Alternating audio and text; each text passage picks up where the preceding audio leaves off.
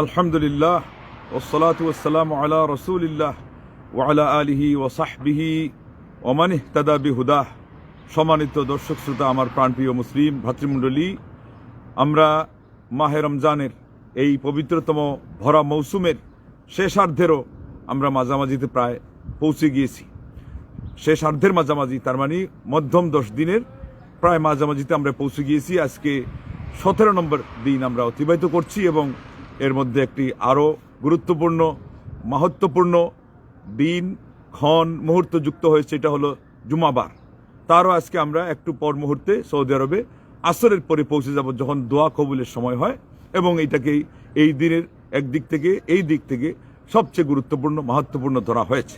এই কথা সুস্পষ্ট করেছেন শেখ মোহাম্মদ বিন সালেহ আল ওসাইমিন রাহিমাহুল্লাহ, এবং এটা বুঝাইতে গিয়ে তিনি রমজানের শেষ দশকের মর্যাদা বুঝিয়েছেন এবং এর আগে বুঝিয়েছেন যে মাঝের দশকের মর্যাদা প্রথম দশকের চেয়ে বেশি।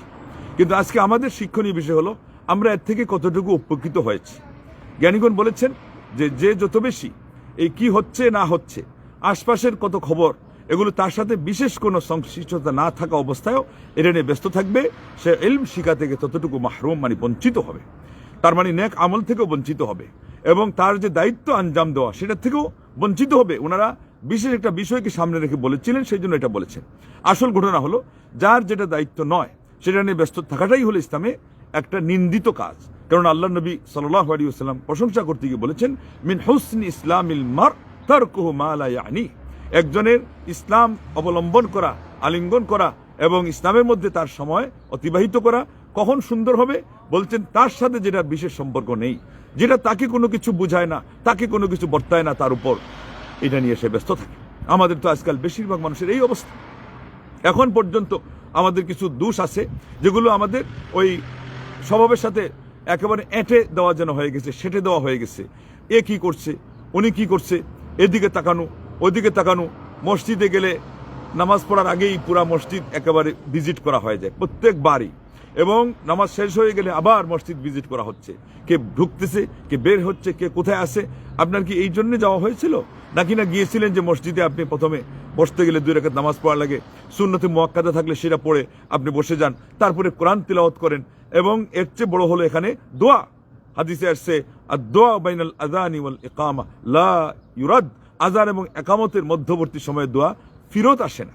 এগুলো একটা রুট, কিন্তু আমাদের এখান থেকে সূত্র ধরে সংশোধনের জন্য আরো অনেক কথা সেখানে আছে। তো যাই হোক, সূরা বাকারায় আল্লাহ রাব্বুল আলামিন এই 100 তাও আরো উপরে 150-এরও উপরে গিয়ে আয়াতটা ভুলে গেছি, 80-90-এর কাছাকাছি, 180-90 ওই দিকে গেলে আপনি এই আয়াতটা পাবেন যে ওয়াত্তাকু ইয়াওমান তুরজাউনা ফীহি ইলাল্লাহ সুম্মা তুওয়াফা কুল্লু নাফসিম মা কাসাবাত ওয়া হুম লা ইউযলামুন। অনেক মুফাসসিরগণ বলছেন এটাই শেষ আয়াত, মানে আয়াত হিসাবে এটাই শেষ। আর কেউ কেউ বলছেন যে না, আল ইয়াউমা আকমালতু লাকুম দীনাকুম। সূরা হিসাবে অনেক কথা আছে, অনেক কিছু। যাই হোক, অনেকে এটাও বলেছেন যে এই আয়াত শেষ। তবে এখানে কি বলা আছে? আল্লাহ বলছেন তোমরা ওই দিনকে ভয় করো যেই দিন তোমরা ফিরত যাবে, প্রত্যাবর্তিত হবে আল্লাহর প্রতি, এবং তারপরে প্রত্যেকেই যার যার কৃতকর্ম যেটা যে করেছে, কামাই করেছে, সেটা তাকে বুঝিয়ে দেওয়া হবে, তাকে সামান্য কম দেওয়া হবে না, কারো উপরে অবিচার এবং জুলুম করা হবে না।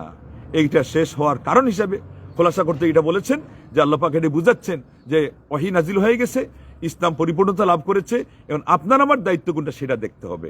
সেটা হলো কি আমরা অর্জন করলাম, কি উপার্জন করলাম, কি আমল করলাম। কেন আল্লাহ বলে দিয়েছেন ওইটারই পাওনা তোমাকে ভোগ করতে হবে। ওখানে একটা দিক উল্লেখ করেছেন যে কম দেওয়া হবে না সওয়াবের ক্ষেত্রে, কিন্তু আরেকটা দিক এসে গেছে যেটা পাপ করা হবে সেটাও তাকে পোহাতে হবে, তার খেসারত, তার শাস্তি। আল্লাহর অনুগ্রহ স্মরণ করতে গিয়ে আমরা বলবো এখানে যে পুণ্যের ক্ষেত্রে আল্লাহ পাক 10 শুরু করেছেন, 10 থেকে 700, এমনকি যাকে ইচ্ছা আল্লাহ বেহিসাব দান করবেন। এটা বরং আরো এটা বোঝায় যে আল্লাহর প্রতি আমাদের আরো কত বেশি মনোনিবেশ করা, তার ইবাদতের দিক থেকে, তার মহিমা বোঝার দিক থেকে, তার সেই কুদরত এবং তার যেই ভাগ্যলিপি আমাদের কিসমতে যা রাখছেন এটাকে সন্তুষ্টির চিত্তে নেওয়ার দিক থেকে। আজকে আমাদের অনেকেই অনেক কিছু করি, এমনকি কেউ কেউ বেশি কিছু করে ফেলি, কিন্তু এরপরে আবার আল্লাহর উপরে রেগে যাই। আল্লাহ আমাকে এত কিছু করার পরও নেক আমল করি, দিনের কাজ আমি বেশি করি, আমাকে আল্লাহ কম দে, আল্লাহ আমার উপর বিপদ দিয়ে দে, আল্লাহ আমার উপর আযাব গজব চাপিয়ে দে, অসুখ বিসুখ। আল্লাহ ইলাহা ইল্লাল্লাহ। এগুলো সংশোধন করা হলো এই সিয়াম সাধনার মাসের বড় কাজ। তাকওয়া কি খালি একটা জিনিসের নাম যে ভয় অন্তরে স্থান দেওয়া? তাকওয়া সর্ববিধ হবে এবং ইমানের গুরুত্বপূর্ণ রুকন হলো তাকদীরের উপরে ঈমান আনা। এই জন্য বাকি পাঁচটাকে এক আয়াতে আলাদা উল্লেখ করেছেন, কিন্তু তাকদীরকে ওখানে উল্লেখ না করে ওয়ামান ইউমিন বিল্লাহ ইয়াহদি কলবাহ আলাদা উল্লেখ করেছেন, এবং এখানে ইউমিন বিল্লাহ বলা হয়েছে আর ব্যাখ্যা হলো তাকদীর। আল্লাহু আকবার। তাহলে শাব্দিক অর্থ দিয়ে তাফসীর জানা যাবে না, কোরআনের সঠিক অনুবাদের উদ্দেশ্য যেটা শুধু শব্দগতভাবে সেটাই জানা যাবে না, বিস্তারিত ব্যাখ্যা তো দূরের কথা। অতএব সব জায়গায় শাব্দিক অর্থ এটা অচল চলেই না। আসুন আজকে ওই যে বললাম যে যেটা নিয়ে ব্যস্ত থাকার কথা না, সেটা নিয়ে ব্যস্ত থাকলে তার অন্য জিনিস থেকে কি হবে, বঞ্চিত থাকা হবে। আজকে আমাদের সমাজে অনেকেই ইদানিংকার রাজনীতি, কূটনীতি, পলিসি, তারপরে এটা সেটা এগুলো নিয়ে এত বেশি ব্যস্ত হওয়া শুরু করে দিয়েছেন যে শেষ পর্যন্ত হাদিসের উপর দিয়ে মন্তব্য করা হচ্ছে এবং সেটা ভুল ব্যাখ্যা হয়ে যাচ্ছে। হাদিসে যেটা আসছে আল্লাহ নবী সাল্লাল্লাহু আলাইহি ওয়াসাল্লাম থেকে, যে তিনি বলেছেন যে ইমরানু বাইতুল মাকদিস খারাবু ইয়াসরিব, যে বাইতুল মাকদিস যখন আবাদ হবে, সেখানে মানুষের জনবসতি বাড়বে, সেখানে জমজমাট হবে, হাট বাজার শহর নগর, মানে ওখানে সবকিছু জমবে, তখন মদিনার ধ্বংসলীলা এটা আল্লাহ নবী বুঝাইছেন যে ওই জায়গার উন্নতি হবে, এখানকার অবনতি হবে। এরপরে বলছেন যে এটার অবনতি যখন হবে তখন আপনার বড় মারাত্মক পর্যায়ে যুদ্ধ হবে। এই যুদ্ধ কাদের মধ্যে হবে সেটা নিয়ে ব্যাখ্যা সহ তাফসির হাদিস ঘেটে ঘেটে ইসলামিক স্কলাররা বলছেন এটা হলো সিরিয়ান মুসলমান এবং আপনার রোমান খ্রিস্টানদের সাথে হবে। আর কেউ বলেছেন সিরিয়ান মুসলমান এবং তাতারিদের মধ্যে সেটা হবে, ওইটা হলো মধ্যে উদ্দেশ্য, হয় সিরিয়ান মুসলমান আর রোমান খ্রিস্টানদের মধ্যে, আর না হলে সিরিয়ান মুসলমান এবং তাতারিদের মধ্যে। আবার এরপরে বলা হচ্ছে ওই মারাত্মক হাড্ডাহাড্ডি যুদ্ধের পরে হলো আপনার কুস্তুনতুনিয়া বিজয় হবে। কুস্তুনতুনিয়া এটার আক্রমণ করা যেটা এরপরে সেটা শুরু হয়েছে একজন আব্দুর রহমান ইবনে আপনার খালিদ বিন ওয়ালিদ এর মাধ্যমে 44 হিজরিতে, দ্বিতীয় পর্যায়ে হয়েছে ইয়েজিদের মাধ্যমে 49 হিজরিতে। আর আমাদের বড় বড় বিদ্বানদের মধ্যে শেখুল ইসলাম সহ ইমাম যাহাবী বলেছেন যে প্রথম যেটা হয়েছে ওইটাই হলো ইয়েজিদের। তো যাই হোক এটা আরেকটা বিষয়, মোট কথা যুদ্ধ তখন থেকে শুরু হয়েছে এবং এরপরে আবার এটা বিজয় হয়েছে কখন, এটা বিজয় হয়েছে আপনার মোহাম্মদ আল ফাতেহ এর সময়ে 1453 ইংরেজিতে, এবং এইটার নাম এখন বর্তমান হয়েছে আপনার ইস্তাম্বুল, ওই যে তুরস্কের যেটা রাজধানী। তো যাই হোক আবার শেষ পর্যায়ে যেটা হবে এই হাদিসে সেটা উল্লেখ করা হয়েছে। এবার আপনারা এখান থেকে একটু চিন্তা করে দেখেন যে হাদিসের যে একটা মর্ম, হাদিসের যে ব্যাখ্যা এক বাক্যে কেউ বলে দিতে পারে, এটা কত কঠিন। এই আপনার এই কনস্টান্টেবল এটাকে নিয়ে যে কতটা কথা আপনার একটু আগে শুনলেন, আপনি এখন কোনটার উপর আপনি একেবারে মেরে দিবেন, খুঁটি মেরে দিয়ে বলবেন যে এটাই সেটা। তো এই জন্য আলিমগণ বলেছেন কিয়ামতের আলামত এবং পরবর্তী যে ভবিষ্যৎবাণী সেগুলোর ক্ষেত্রে মন্তব্য করার কয়েকটা মূলনীতির মধ্যে একটা হলো যে এখানে সংগঠিত হওয়ার আগে মন্তব্য করা যাবে না। আমাদের কেউ কেউ এখন অ্যাডভান্স অতিরিক্ত গবেষণা করতে করতে গিয়ে এখন বলে দিচ্ছেন যে ধ্বংসলীলার কথা, অথচ এইটার মধ্যে যেটা পাওয়া যাচ্ছে এটা ধ্বংসলীলার কথা পাওয়া যাচ্ছে না, বরং ফাতহাল কুস্তুনতুনিয়া মানে কনস্টান্টিনোপল বিজয়ের কথা। তাহলে এটা চূড়ান্ত পর্যায়ের আরেকটা এটা হবে, সেটা এক অংশ থাকবে ইউরোপে, আরেক অংশ থাকবে এশিয়ায়। তো এইরকম একটা শহর হবে এবং সেটার নামও ওই কনস্টান্টিনোপল হবে, ওটা অথবা এইটা সেখানে সম্প্রসারিত হবে, ওই পর্যন্ত যাবে। এই যে ব্যাখ্যাগুলো এগুলোর উপরে কি কেউ সুস্পষ্ট কোনো আয়াত এবং হাদিস না থাকলে মন্তব্য করতে পারে?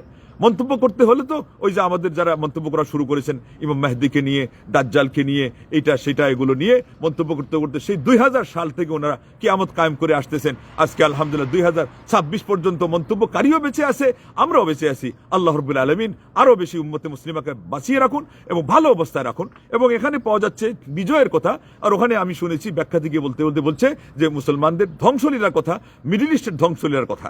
এই যে দেখেন আরেকটা মন্তব্য যে মিডল ইস্টের লোকজন ইসরায়েল এবং ইরান এরা যে এদের শত্রু, এরা এখানে সবাই সেই ঘাঁটি বানাইতে চায়, এটা জানেন কি জানে না সে বলছে যে আমার জানা নেই, জানে কি জানে না। অথচ আমাদের সমাজের তার আকীদা বিশ্বাসে অনেক সমস্যা আছে, কিন্তু রাজনীতি বুঝে সে বলছে যে মিডল ইস্টের এই কূটনীতি বুঝার মতো যোগ্যতা আমাদের দেশে নাই। উনি একজন সিনিয়র এবং তিনি সিনিয়র জুনিয়র সব মিলিয়ে বলছেন, আর এ বেচারা জুনিয়র হয়ে মন্তব্য করতেছে যে মন্তব্য এত দূর চলে গেছে যে এরা বুঝে কিনা এটা নিয়ে তার বলে সন্দেহ আছে। এই যে অবস্থা, যার যে বিষয় না সেটা নিয়ে ব্যস্ত থাকলে মানুষ কি পরিমাণ গ্লানিতে পড়ে, এবার আপনারা সংক্ষেপে দেখেন। এই জিনিসগুলো ব্যস্ত থাকা হলো ভুল, এই জন্য আমি আপনাকে ইঙ্গিতে বলছি। ঠিক তদ্রূপ আরেকজন বলে দিয়েছেন যে শেষ 5 দিন আপনি শেষ দশক কিভাবে কাজে লাগাবেন। জামাতে নামাজ নাই, মানে বিশেষ করে তারাবি, বাড়িতে দরজা বন্ধ করে অনেকবার উনি কান্নাকাটির কথা বলতেছেন, লক্ষবার, হাজার লক্ষবার নাকি সুবহান রাব্বিয়াল আযীম, এটা কি উনি করে কিনা, আরে সালেফে সালেহিনরা করছেন কিনা। আল্লাহ নবী সাল্লাল্লাহু আলাইহি ওয়াসাল্লাম নামাজ যেটা সবচেয়ে লম্বা হইতো, আল্লাহু আকবার, সাহাবাদের থেকে নিয়ে আনাস আর অন্যান্য সাহাবী এবং ওইদিকে ওমর ইবনে আব্দুল আজিজ সহ আর অনেকে বলছেন যে আমরা অনুমান করেছি 10 বার সুবহান রাব্বিয়াল আযীম এবং সুবহান রাব্বিয়াল আলা এগুলো আল্লাহ নবী সাল্লাল্লাহু আলাইহি ওয়াসাল্লাম বলতেন। আচ্ছা, ধীরতার সাথে আপনি 10 বার বললে কতটুকু সময় যাবে? যে সেই জায়গায় আপনি দ্রুততার সাথে বললে কি 100 বার হবে? 1000 নয়, লক্ষ বার। তাইলে বাড়াবাড়ি কি বাড়াবাড়ি না? এরপরে ঘর থেকে বের করে, মসজিদ থেকে বের করে ওই বাসায় নিয়ে দরজা বন্ধ করে তাকে আপনি কান্দাচ্ছেন। ওই কান্দায় তার কতটুকু লাভ হবে? কতটুকুই বা হবে? আপনি 1000 লক্ষ বার গণলেন, এটা তো শুনলেন অবাস্তব। এরপরে এটাতে কি হবে? যেখানে আল্লাহ নবী সাল্লাল্লাহু আলাইহি ওয়াসাল্লাম গ্যারান্টি দিয়ে বলে দিয়েছেন, আল্লাহু আকবার, যে আপনার যে ব্যক্তি তার ইমামের সাথে শেষ পর্যন্ত এই বিতিরের নামাজ পর্যন্ত শেষ করবে, কুতিবা লাহু কিয়ামু লাইলা, লা ইলাহা ইল্লাল্লাহ, সুনান আবু দাউদ সহ এই হাদিসটা বিভিন্ন কিতাবে আসছে যে তার পুরা রাত জেগে কি করা হবে? আপনার এই ইবাদত করার সব লিখে দেওয়া হবে। এটা যদি সে মসজিদে পড়ে, এটা বরাদ্দ থাকলো। আর বিশেষ করে শেষ দশকে একটা রজনী হলো খায়রুম মিন আলফি শাহর, 1000 রাত মানে 83 বছর 4 মাস অপেক্ষা উত্তম। একজন মানুষের আয়ু তো বেশিরভাগের 83 বছর গড়ে হিসাবে হয় না। আর একবার যদি সে পায় 1 বছরের রোজাতে, তাহলে 83 বছর 4 মাস, এটা মাঝখানো ফাঁকা নাই, নাগা নাই, মাঝখানো কোনো ঘুম নাই, খাওয়া নাই, এক নাগারে পড়া। এটা তো হওয়া আমাদের 300-400 কয়েকশো বছর লাগবে এইভাবে পাইতে গেলে। আর এটা যদি সে 20 রমজান পায় আর এই সময়টা কাজে লাগায়, আর সেটা ইমামের সাথে পড়ার কারণে সবটা একেবারে আল্লাহ নবী সাল্লাল্লাহু হাদিস অনুযায়ী পুরা রাত জেগে আপনার বরাদ্দ হয়ে যায়, তাইলে এর সাথে আপনি কি দিয়ে তুলনা করবেন? ইলম না থাকলে যে কি অবস্থা হয়, দন্য দোষা, ইলমেও কমতি, বুদ্ধিতেও ঘাটতি, আর মানুষকে খালি ফতোয়া দিয়ে ইলমও নাই, বিদ্যাও নাই, বুদ্ধিও নাই, এগুলো বললে কি হবে? নিজেদের মধ্যেও তো বিদ্যার কম, নিজেদের মধ্যে বুদ্ধির কম। দাওয়াতি কাজ যা হচ্ছে আমরা অস্বীকার করি না, কিন্তু এইভাবে যে অগোছালু কথায় যে আরো কত ক্ষতি হচ্ছে, এটাও আবার আমাদেরকে চুপ থেকে নীরব দর্শক হিসাবে থাকলে হবে না। বলতে হবে এদেরকে যে তোমাদের ভুল সংশোধন করো। এদের ভুল ফতোয়ার কারণে কত মানুষ আপনার জামাতে নামাজ থেকে বঞ্চিত হচ্ছে। এই ধরনের এই ক্যাটাগরির মসজিদে নামাজ হবে না, তো এরা ঘরে নামাজ পড়তেছে, অতএব তাদের আমলনামায় ওই এদিকে নামাজের সওয়াব উঠতেছে, আবার জামাত ছেড়ে দেওয়ার পাপও সেখানে উঠতেছে, এবং যে ফতোয়া দিয়ে এদেরকে ঘরে বন্দী করতেছে, মসজিদে জামাত থেকে বঞ্চিত করতেছে, তাকেও সেখানে এক অংশ ওই খেসারত তাকে পোহাতে হবে কি হবে না? অতএব এই কথা বলা, কারো শত্রুতা তো দূরের কথা, কারোর সাথে হিংসা তো দূরের কথা, কাউকে অন্য চোখে দেখা নয়, তাকে বিপদ থেকে রক্ষা করা, তাকে ক্ষতির হাত থেকে রক্ষা করা, এবং জাতিকে, উম্মতে মুসলিমাকে ক্ষতির হাত থেকে রক্ষা করা। অতএব মসজিদে ইমামের সাথে হাত্তা ইয়ানসারিফের অর্থ হলো ইমাম ফিরত আসে। ফিরত কখন আসে? বিতির পড়ার শেষ রাকাত পর্যন্ত। এগুলো শিখানোর বাদ দিয়ে তারপরে এখানে বলবে যে বিতিরে একটা দোয়া আজকে অসংখ্য অগণিত জনগণ জানে না, সুবহানাল মালিকিল কুদ্দুস, সুবহানাল মালিকিল কুদ্দুস 2 বার পড়বে, শেষ পারে বলবে সুবহানাল মালিকিল কুদ্দুস রব্বুল মালাইকাতি ওয়ার রূহ। এরা হলো আল্লাহু আকবার নবী সাল্লাল্লাহু আলাইহি ওয়াসাল্লামের সাহাবা। আর যাদের ক্ষেত্রে কথা বলতে গিয়ে কত গালমন্দ খেয়েছি, তারা আমাদেরকে এগুলো পৌঁছাই দিয়েছেন। প্রথম 2 বার স্বাভাবিক, শেষবারে লম্বা করে টেনে বলেছেন, এটাও সাহাবারা পৌঁছিয়ে দিয়েছেন। যারা সাহাবাদের উপরে আঘাত হানে, তাদের কথা অনুযায়ী দিন আর নাই, কোরআনটাই তো আপনার বিশ্বস্ত না, এবং কি আপনার হাদিস তো কোনো পাত্তাই থাকে না। এই কাজ যারা করে, এদেরকে কাফির বলার কারণে কত জনের গায়ে আগুন লেগে গেছে। লা ইলাহা ইল্লাল্লাহ, লা ইলাহা ইল্লাল্লাহ। এরা আইম্মাতুল কুফর। আজকে জেনে রাখো আরেকটা অ্যাডভান্স, যে আমি যাদের ব্যাপারে কথা বলছি, এটা হলো রাফিজিদের নেতা এবং লিডার। এরা শুধু কাফির না, আইম্মাতুল কুফর, কাতিলু আইম্মাতুল কুফর, যেটা বলা হয়েছে, ওদের সাথে যুদ্ধ করার কথা। যুদ্ধে অস্ত্র ধারণ করার মতো যদি পরিবেশ তৈরি হয়, সবার আগে এই অকিঞ্চন, এই দুর্বল, এই নাদান যুদ্ধে আমরা প্রবৃত্ত হব এবং অস্ত্র ধরবো। তোমরা প্রস্তুত থাকো সেটা দেখার জন্য এবং সহ্য করার জন্য, যদি তোমাদের ঈমান থাকে। I can challenge. কথা বলার আগে চিন্তা করো, বিদ্যা বাড়াও, বুদ্ধি বাড়াও। যারাই এগুলো মন্তব্য করেছে, আজকে আবার নিজেরাই বলতেছে যে ইরান হলো তাদের অমুক আর তমুক। এটা এখন বলতেছে ইরান দালাল, ইরানকে তারা ব্যবহার করে, এবং ইরানই সবচেয়ে বেশি জুলুম চালিয়েছে লেবাননে, সিরিয়ায়, ইরাকে এবং ইয়েমেনে, তাদের প্রভুত্ব খাটানোর জন্য। আর মিডিল ইস্টেও ওরা প্রভুত্ব খাটাতে গিয়ে ঝগড়া দুইজনের মধ্যে, ইসরায়েল করবে না আমেরিকা করবে না ইরান করবে। তারা চুরে চুরে হালি, এক চুরে বিয়ে করে আরেক চুরে শালি, আবার ওই ভাগাভাগি করার সময় ডাকাইতে ডাকাইতে যেমন ঝগড়া হয়, ওই ঝগড়া লাগছে সেখানে। আর এখানে আমাদের একদল কি পরিমাণ বলবো যে বুর্বক এবং কি মানে অপদার্থ এবং মূর্খ, যে তারা এখন এদের কারণে মায়া কান্না করে। আবু বকর সিদ্দিক, ওমর খাত্তাব, আয়েশা রাদিয়াল্লাহু তাআলা আনহা এদের নাম লেখে নামের উপরে পেশাব করে টয়লেটে যে জুতা নিয়ে যায়, মানুষ তো সব জুতা নিয়ে টয়লেটে যায় না রে, ওই জুতা দিয়ে পালাইয়া যায়। তোর মাকে যদি এরকম করতো তুই কি সহ্য করতে পারতি? আর এখন তুই এখন ভদ্রতা দেখাচ্ছিস, তোমরা এখন আমাদেরকে এসে আমাদেরকে মানে ফতোয়া শেখাচ্ছিস। ফতোয়া তো তোমরাই দিলি, তোমরা বলছে এটা জায়েজ কি না জায়েজ। আমরা অবস্থা বলতেছি মানুষের সামনে, যেটা হলো তার গোপন রেখেছে, ঢাকা দিয়ে তাদের দুর্গন্ধ কদার্যতা আমরা সেটা প্রকাশ করতেছি।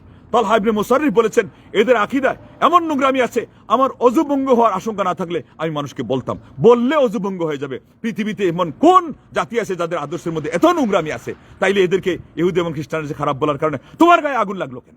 তোমার খুব শখ যে তোমার নিজের ইমান খেয়ে নিবা। জানো না ইমান ভঙ্গকারী 10টা জিনিসের মধ্যে একটা মারাত্মক জিনিস হলো, কেউ যদি সেই আসল কাফিরকে মনে করে যে তাদেরও আল্লাহকে পাওয়ার সম্ভাবনা আছে, তাদেরও ওই ভুল ধর্ম যেটা ওইটা পালন করেও জান্নাতে যাওয়ার সম্ভাবনা আছে, এই বেচা সবকিছু করার পরেও তাহাজ্জুদ গুজার হওয়া সত্ত্বেও তার ইমান খেয়ে ফেলেছে। আর তোমাদেরকে সেখান থেকে রক্ষা দেওয়ার জন্য যারা দিন নাই রাত নাই, সকাল নাই সন্ধ্যা নাই, রোজা নাই আর রোজা পরে নাই রাত, মানে যেখানে খাওয়ার সময় সেটা বাদ দিয়ে কথা বলার সময় তোমাদের এখানে বাধা হয়ে দাঁড়িয়ে যায়। লা ইলাহা ইল্লাল্লাহ। তাইলে বাংলাদেশের মুসলমানদের বড় এক অংশকে দেওবন্দীদেরকে খেয়েছে সুফি মতবাদ, আর জামাত ইসলাম শিবির দিয়ে খেয়েছে এই শিয়া মতবাদ। খুব সাবধান, নোট করে রেখা দাও ডায়েরিতে, এই দুইটা তোমাদেরকে ক্ষতি করতেছে। এর থেকে তওবা করো আর সালাফি হয়ে যাও, খাঁটি সালাফি, আহলুস সুন্নাহ ওয়াল জামাআহ, আহলুল হাদিস। কোরআন এবং সুন্নাহ, আহলুল হাদিস হুম আসহাবুন নবী ওয়া ইল্লাম ইয়াসহাবু নাফসাহু আনফাসাহু সাহাবু। এরাই হলো নবীর ওই আধ্যাত্মিক সাথী। এরা তার শ্বাসের সাথে যদি না মিলে যায়, নবীর সরাসরি সশরীরে তার সাথে সাক্ষাৎ না করে, নবীর শ্বাসের সাথে এদের সাক্ষাৎ হয়। আল্লাহু আকবার।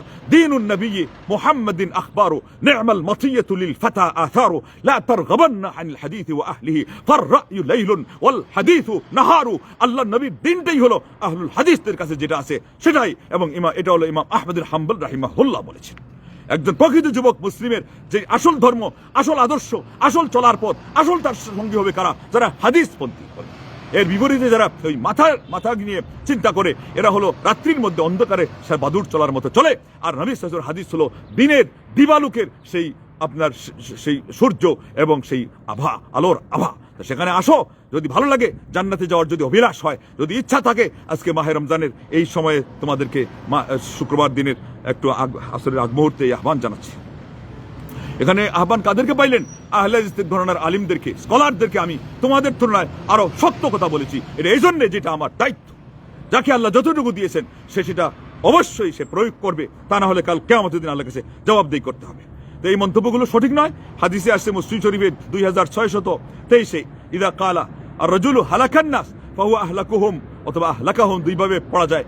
যে বলবে যে মানুষ ধ্বংস হয়ে গেছে সেই সবচেয়ে বেশি ধ্বংসপ্রাপ্ত, ধ্বংসশীল, অথবা আরেকটা অর্থ আহলাকাহুম, সেই বরং এই কথা বলে মানুষকে ধ্বংসের দিকে ঠেলে দিয়েছে। আলহামদুলিল্লাহ, এই হাদিসের সঠিক ব্যাখ্যাতে আমরা কি বললাম? যে এখানেও কি পাওয়া যাচ্ছে? লক্ষণ একটা ভালো পাওয়া যাচ্ছে। হ্যাঁ, মদিনা একটু অনাবাদ হবে, এবং এই হাদিসটা সহি কিনা সেটারও তো কথা আছে। দেখেন, এত এক বাক্যে কথা যে এত সহজ নয়।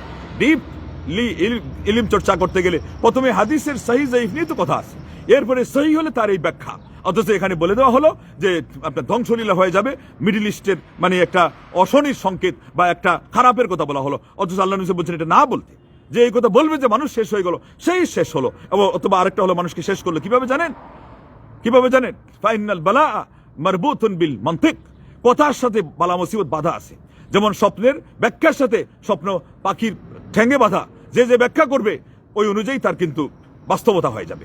এই জন্য যার তার কাছে খারাপ স্বপ্ন বলতে নাই, ইল্লামা ইউহিব্বু, যাকে ভালোবাসে, কারণ সে ওই ভালোটা বলবে। খারাপ থাকলেও সে ওইভাবে বলবে না, ইঙ্গিতে বলবে। কেন?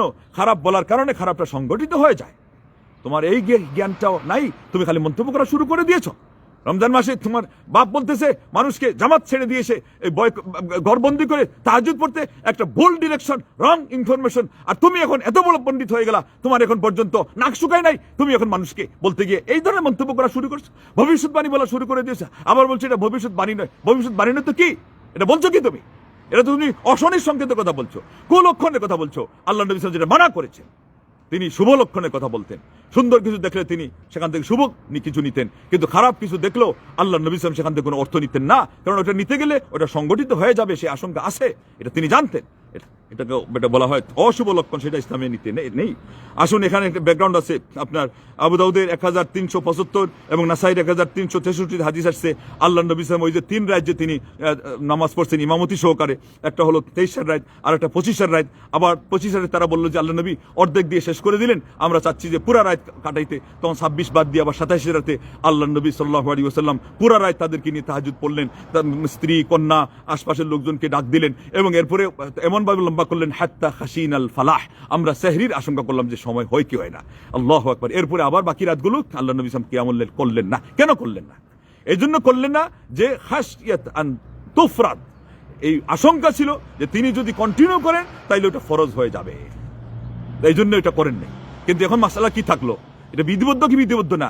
তো ওরা তো ওই বুঝেই সারতে পারে নাই। মাসলা এখন কিয়ামত পর্যন্ত পুরা মাস আপনি করতে পারেন হিসাবে বিধিবদ্ধ হয়ে গেল। যেমন কুনুতটা আল্লাহ নবী সাল্লাল্লাহু আলাইহি ওয়াসাল্লাম শেষার্ধেরও 15তে পুরাটা করেন নাই, মুস্তাহাব হিসাবে হলো আমাদের জন্য প্রত্যেকটা রাত্রে কুনুতটা বিধিবদ্ধ হয়ে গেল। রমজানে তাও রমজানের শেষার্ধেরও পুরা করেন নাই, আর আমাদের জন্য বিধিবদ্ধ হয়ে গেল পুরা বছরের জন্য। এই মাসআলা বোঝার জন্য তাইলে ফিক বোঝা লাগবে, উসুল ফিক বোঝা লাগবে, এবং সুন্নাহ ভিত্তিক যে উসুল ফিক আছে সেটা কথা আমি বলছি, আমি অন্যটা নয়। কিন্তু আমাদের অনেকের কাছে এই বিদ্যাটাও নাই, তাইলে মাসআলা ওরা কিভাবে সঠিক দিতে পারবে? এদের কাছ থেকে সঠিক মাসআলা নেওয়া যাবে না। অতএব আসুন, অনর্থক জিনিস থেকে বাদ দিতে আমি যেটা বলবো, মিসওয়াক কোথায়? অযুবক, ও বৃদ্ধ, ও আবাল, ও বনিতা, ও পুরুষ, ও মহিলা, ও মুসলিম, ও রোজাদার, ও নামাজি, ও অনেক কিছু করছো, হজ যাকাত খায়রাত, তোমার মিসওয়াকটা কোথায়? মিসওয়াক এটা হলো মুসলমানদের চিহ্ন, নিদর্শন, এটা থাকবে, সাথে থাকবে। 5 টাইম অজুর আগে, নামাজের আগে আল্লাহ নবী সাল্লাল্লাহু আলাইহি ওয়াসাল্লাম বলছেন যদি আশঙ্কা না হয়তো, কষ্ট হয়ে যাওয়ার, আমি এটাকে নির্দেশ দিয়ে জারি করে দিতাম। বুখারীতে আসছে সালাতের আগে, আর আবু দাউদে আসছে অজুর আগে। আপনার এটা মিসওয়াকটা কোথায়? আলতুভাবে হলো নামাজের আগে আপনি এটা ঘোরান, এবং সেটা আল্লাহ নবী ঘরে প্রবেশ করার সময় করতেন, মেহমানদের সাথে ফেস করতে গিয়ে আল্লাহ নবী সেটা করতেন। তোমার সেই মিসওয়াকটা কোথায়? আমি আজকে আহ্বান জানাবো সারা পৃথিবীর সকল মুসলমান যারা রোজাদার, তারা যেন বিশেষ করে মিসওয়াকটা এটা তাদের সঙ্গী বানায়। এরপরে আপনার কোরআন কোথায়? ছোট্ট একটা কোরআন, এটা কোথায়? আল্লাহ নবী সাল্লাল্লাহু আলাইহি ওয়াসাল্লামের সাহাবারা এবং সালেফ সালেহিনরা তারা এটা পড়ে ঘুমাইতেন, ঘুম থেকে উঠে আবার এটাকে, যাদের যখন মুসাফ তৈরি হয়ে গেছিল, হাতে নিতেন। আমাদের মোবাইল নিয়ে ঘুমানো, আবার মোবাইল নিয়ে ঘুম থেকে ওঠা, লা ইলাহা ইল্লাল্লাহ, এইটার অভ্যাস কি ছাড়তে পারছি আমরা? ইতিকাফের প্রতিজ্ঞা কয়জনে করেছেন? যদিও বা ওইটা কেফায়া সুন্নাত হিসাবে এটা বিধিবদ্ধ না যে এক মহল্লা একজনকে বসতেই হবে, কিন্তু এটা তো একটা সুন্নাহ। আল্লাহ নবী সাল্লাল্লাহু আলাইহি ওয়াসাল্লাম 10 দিন করতেন, আর শেষ বছরে তিনি 20 দিন করেছেন। আপনার আমার সময় থাকা সত্ত্বেও যদি আমরা জানি যে বাড়িতে থাকলে ওই পরিবেশ নষ্ট হবে, আমার মাধ্যমে তারা ক্ষতিগ্রস্ত, তাদের মাধ্যমে আমি ক্ষতিগ্রস্ত, পরিবেশ আছে, সুযোগ আছে, এরপর আপনি যদি না বসেন, আমি বলবো আপনি তো অবহেলাই করেছেন। তাইলে ইতিকাফের আপনারা ব্যবস্থা নেন। সাদকা খায়রাত কোথায় বাড়াইলেন? আপনার রমজান তো আজকে মাঝখান শেষ হয়ে, শেষের আর্ধের দিকে আমরা পৌঁছে গেছি, মাঝামাঝিতে সাদকা কোথায় পরিমাণ বাড়াইলেন? প্রত্যেক দিন একজন ফেরেশতা বলে যে আল্লাহ যে খরচ করে তাকে আপনি বদলা দেন, আরেকজন বলে যে খরচ না করে তারটা আপনি শেষ করে দেন, নস্যাৎ করে দেন। বদুয়া দিয়ে সাদকা বাড়াইলেন কোথায়? মানুষের মধ্যকার পারস্পরিক ঝগড়া, মনোমালিন্য, এগুলোর মধ্যে আপনি অংশ নিলেন কোথায়? সূরা নিসার 114 নম্বর আয়াতে আল্লাহ বলছেন যে ব্যক্তি এই কাজগুলো করবে ইবতিগা মারদাতিল্লাহ, আল্লাহ সন্তুষ্টির জন্য, ফাসাফা নুতিহি আজরান আযীমা, আমি আল্লাহ তাকে মহা পুরস্কার দান করব। এবং আবু দাউদে আসছে যে আলা উখবিরুকুম বিআফদালা মিন দারাজাতিস সিয়ামি ওয়াস সালাতি ওয়াস সাদাকা, লা ইলাহা ইল্লাল্লাহ, নামাজ, রোজা, সাদকা যদিও নফল উদ্দেশ্য, এর থেকে উত্তম জিনিসের সংবাদ কি দিব না? তারপরে তিনি বললেন ইসলাহু যাতিল বাইন, ইসলাহু যাতিল বাইন, মানুষের মধ্যে পারস্পরিক সম্পর্ককে সুন্দর করা। আজকে আমাদের সমাজে রমজানে আরো সম্পর্ক নষ্ট হয়, আরো একেবারে ঘটা করে মানুষ দলবদ্ধভাবে একদল আরেক দলকে মারে, আরেক দলের উপর আঘাত হানে, হত্যা করে, রক্তে লাল করে দেয়। 2 দিন আগে দেখলাম কুষ্টিয়া ইসলামী ইউনিভার্সিটিতে একজন রক্তে লাল হয়ে আসছে, আরেকজন কাতরাচ্ছে। লা ইলাহা ইল্লাল্লাহ, এটার জন্য আপনারা নির্বাচন করেছিলেন, এটার জন্য আপনারা দায়িত্ব নিয়েছিলেন। আরেক দল দায়িত্ব না পাওয়ার কারণে ক্ষোভ ঝাড়ার জন্য, রাগ ঝাড়ার জন্য মানুষের সাথে এই ওয়াদা দিয়েছিলেন যে আমাদেরকে দেশ ও দেশের সেবা করার সুযোগ দেন, আর বলেছিলেন যে আমার নেতার চরিত্র ফুলের মতো পবিত্র, অথচ নামাজ পড়ে না, একক তো মদ, গাঁজা, জুয়া আর যত কেলেঙ্কারি নিয়ে থাকে, সারাক্ষণ লিপ্ত, মত্ত, ব্যস্ত। লা হাওলা ওয়ালা কুওয়াতা ইল্লা বিল্লাহ। আজকে রমজান মাসে কেন আমাদেরকে এগুলো দেখতে হচ্ছে? আপনাদের হাতে কি দায়িত্ব দেওয়া হয়েছিল এই জন্য? যারা এই আমানত রক্ষা করতে পারবেন না, হাদিস শুনে রাখবেন, আল্লাহ নবী বলছেন এরা এমন মারাত্মক জিনিস যে সে কিয়ামতের দিন তার আযাব দেখে সে মনে করতো আল্লাহ যদি আমার মাথার চুটি ধরে আমাকে আসমানের সাথে লটকাইয়া আমাকে মাটির দিকে রাখতেন, তাইলে এটা আমার জন্য ভালো ছিল, সারা জীবন বল লটকে থাকতাম, কিন্তু এই দায়িত্ব আমি নিতাম না। আর আজকে শখ করে গম খাওয়ার জন্য, আপনার ওই ইট সিমেন্ট খাওয়ার জন্য, আপনার আলকাতরা খাওয়ার জন্য, আপনার জনগণের সেই আপনার ভাগ্যকে নিয়ে সিনেমা খেলার জন্য, নিজেরা ওই বাড়িতে ওই জায়গাতে দেশে ঘর বানানোর জন্য, ব্যাংক ব্যালেন্স বাড়ার জন্য, বাচ্চাদের সন্তানদের আখের গুছানোর জন্য আজকে জনগণের কাছ থেকে ভোট ভিক্ষা করে নেয়, আবার এরপরে সে চুরি ডাকাতি পর্যন্ত করে। তোমার কি আল্লাহর উপর ঈমান নাই? আল্লাহর উপর তোমার আস্থা নাই, ভরসা নাই? তুমি দেশের এবং জনগণের কিসমত নিয়ে তুমি মনে করো তোমার ভাগ্যকে চাঙ্গা করবা, তোমার সন্তানদের আখেরাত গুছাইবা, আখের গুছাইতে গিয়ে ওই যে আখেরাত যদি হারাইলো। এমন কি জিনিস আছে দুনিয়াতে যেটার বিনিময়ে কেউ জান্নাত হারাইতে পারে? কোনো জিনিস নাই জান্নাত এর চেয়ে বেশি দামি। অথচ আজকে সামান্য কিয়দাংশের জন্য মানুষ জান্নাত হারাই যাচ্ছে, চোখের সামনে দেখতেছে এটা হারাম, এর কারণে জাহান্নামে যাওয়া লাগবে। আমাদের কি বুদ্ধি শুদ্ধি হয়েছে? রমজান থেকে আমরা কোনো শিক্ষা নিয়েছি? কেউ কি আমরা এখন পর্যন্ত রোজাদারকে ইফতার করানোর ব্যবস্থা নিয়েছি? হাদিস আছে ইফতার করলে তার সম্পূর্ণ সব আপনার আমলনামায় এসে যাবে, আল্লাহ পাক সামান্যতম কম দিবেন না। তারপরে পাপ ছেড়ে দেওয়ার সে দৃঢ় প্রতিজ্ঞা কোথায়? তারপরে অসহায় দুস্থ গরিব মানুষের পাশে দাঁড়ানো সেই আপনার প্রবণতা কোথায়? সামাজিকভাবে পারিবারিকভাবে আপনার একটা পরিবেশ তৈরি করে আপনারা এগুলো করবেন। তারপরে অসুস্থ ব্যক্তিকে দেখতে যাওয়া, আজকে হসপিটালে কতজন আছে অপারেশন থিয়েটারের নিচে কাতরাচ্ছে, কিন্তু তার ওই টাকাটা নাই, এই জন্য তার অপারেশন হচ্ছে না। এইরকম মানুষের সাহায্যকারী আজকে কোথায়? আজকে দুর্বল মানুষের পাশে দাঁড়ানোর মানুষ কোথায়? সবাই খালি ওই সবলদের পাশেই দাঁড়ায়। মাতা পিতার সেবা আজকে আমরা ঠিকমতো করছি কিনা? রক্তের সম্পর্ক বজায় রাখছি কিনা? আল্লাহর দিনের দাওয়াত এবং শুভকামনার কাজ অনেকেই আমরা এখন পর্যন্ত পিছিয়ে আছি। আসুন এই জিনিসগুলোতে অগ্রণী ভূমিকা রাখেন, কোরআন তিলাওয়াত বেশি করে পরিমাণ মতো আপনারা এমনভাবে করেন যে অন্তত এক খতম হয়, আর যাকে আল্লাহ যত বেশি তৌফিক দান করেন তার চেষ্টা করার দরকার। মিশরের এক যুবক শুধু জোহর এবং আসরের মাঝখানের সময়কে ঠিকমতো কাজে লাগায় এক রমজানে 10 খতম কোরআন দিয়েছে। তো আপনি এক খতমও পারেন না, এর অর্থ কি? আমরা ব্যর্থ। এই জন্য আসুন আমাদেরকে দুনিয়া এবং আখিরাতে সফলতা অর্জন করতে গেলে আল্লাহর প্রতি প্রত্যাবর্তন করতে হবে, আল্লাহর কোরআনকে মজবুতভাবে ধরতে হবে। ফালজাম ইয়াদাইকা বিহাবলিল্লাহি মুতাসিমান ফাহাদা রুকনু ইযা খানাতকা আরকানু। কোরআনকে তুমি দৃঢ়তার সাথে ধারণ করো, এটাই সেই কর্নার, এটাই সেই ভিত্তি, এটাই সেই খাম্বা, যেটা অন্যান্য খাম্বাগুলো ভেঙে খান হয়ে গেলে এটা ভাঙবে না, এটা তোমাকে নিয়ে আল্লাহ পর্যন্ত পৌঁছায় দিবে, জান্নাতুল ফিরদাউস তোমার ঠিকানা বানাবে। অথচ কোরআন থেকে আমরা দূরে সরে গেছি। वो एक जमाने में मुअज्जज थे कारिए कुरान हकर और हम दलील खार हुए तारिके कुरान हकर। কোরআনের পাঠক সেজে তারা সেই এক যুগে শির উঁচু করে বেঁচে থাকার মতো মুসলমান হিসাবে পরিগণিত হয়েছিল। আর আজকে আমরা ধ্বংসলীলার শেষ প্রান্তে পৌঁছে গেছি কোরআন থেকে আমাদের দূরে সরে যাওয়ার কারণে, সম্পর্ক নষ্ট করার কারণে। আল্লাহর আসমা হোসেন হোসেনের দোয়া করছি, আল্লাহ তুমি আমাদের গুনাহটা মাফ করে দাও, বিপদ দূর করে দাও, তামাম জাহানের মুসলমানদের অবস্থা সংশোধন করে দাও। আল্লাহুম্মা আসলিহ আহওয়াল আল মুসলিমিন ওয়াজমা কালিমাতাহুম আলাল হক ওয়াদ দ্বীন ইয়া আরহামার রাহিমিন। আল্লাহুম্মা আলিফ বাইনা কুলুবিহিম ওয়া আসলিহ যাতা বাইনহিম ওয়াহদিহিম সুবুল আসসালাম ইয়া আরহামার রাহিমিন। ওয়া সাল্লাল্লাহু ওয়া সাল্লাম আলা নবিয়িনা মুহাম্মদ ওয়া আলিহি ওয়া সাহবিহি আজমাইন ওয়া আখিরু দাওয়ানা আনিল হামদুলিল্লাহি রাব্বিল আলামিন। ওয়াসসালামু আলাইকুম ওয়া রাহমাতুল্লাহি ওয়া বারাকাতুহু।